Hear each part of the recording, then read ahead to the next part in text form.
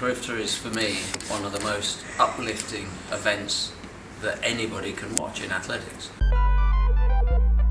We often get the question, I get the question all the time, what's going to happen to the sport now we don't have Usain? And I always say, your answer you will find at the Carifta Games. Mm-hmm. And if you look at the talent that has come through the Carifta Games, including Usain, but going back many, many years, it's a hotbed of nurture, it's a hotbed of talent, and I'm delighted to be here. It's the first event every year that goes into my diary.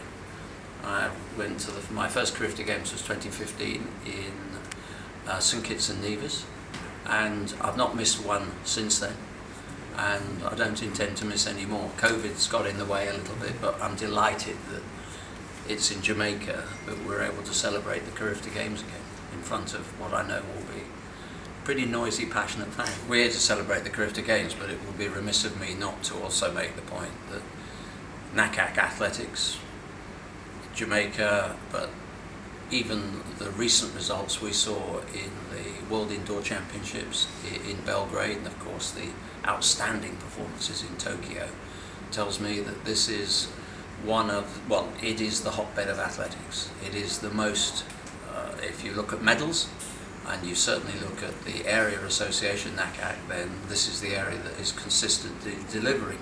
And if you look at you really want to understand the vibrancy and the health and well-being of a sport, don't just look at the senior athletes, look at what's going on at junior level as well. Excellent. And we saw such powerful performances last year in the World Junior Championships in Nairobi.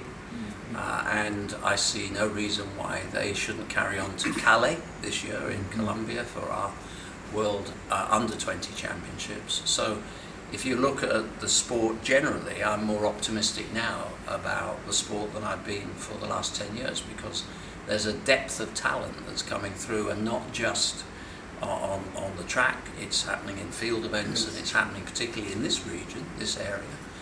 In our technical events as well, so it's really growing, particularly when you've got great athletes coming through at 800 metres, which of course is the gold ribbon of the event of the track. Lord Sebastian Coe being here in Jamaica means a lot to me.